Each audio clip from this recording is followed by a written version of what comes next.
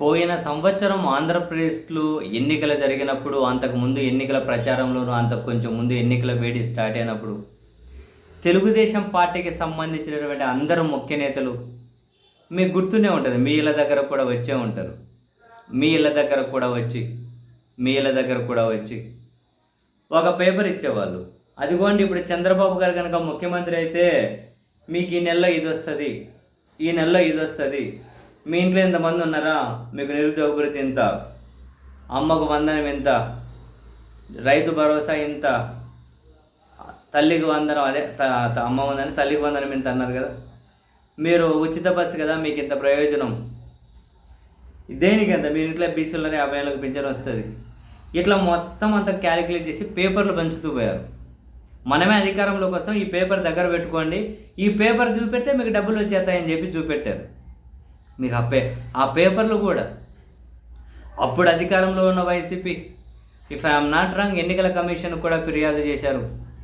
ఇది ఆల్మోస్ట్ ఓట్లను కొన్నట్లే, అధికారంలోకి రాగానే ఈ పేపర్ పట్టుకెళ్తే డబ్బులు వస్తుంది అంటూ ఉన్నారు అని చెప్పి కంప్లైంట్ కూడా చేసి ఉన్నారు.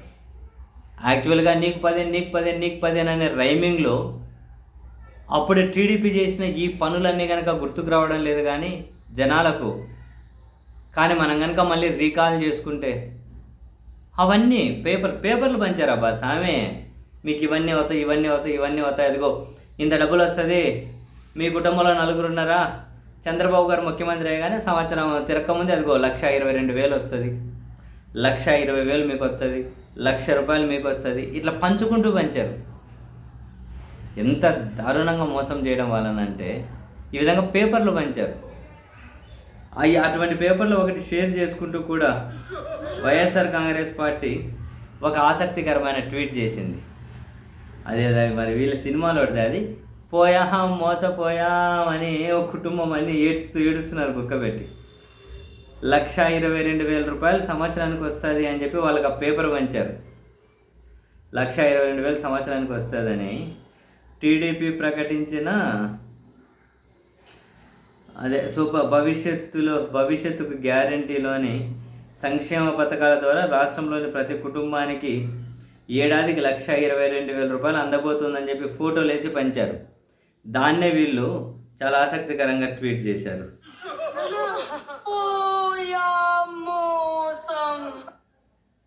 అవి ఎట్లా అంటారు చూడండి.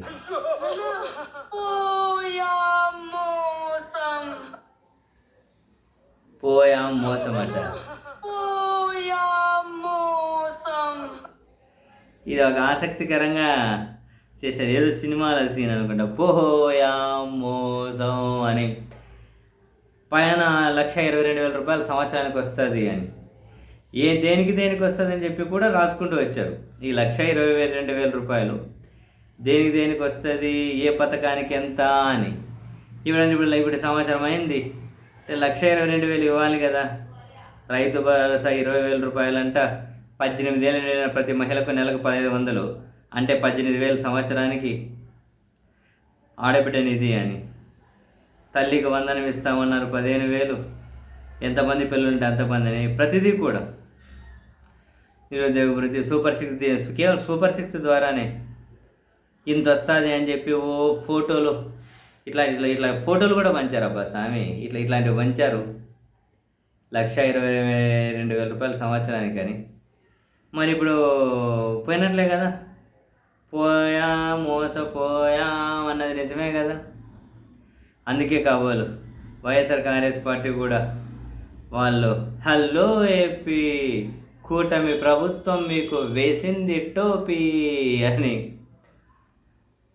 అని ట్వీట్ చేశారు.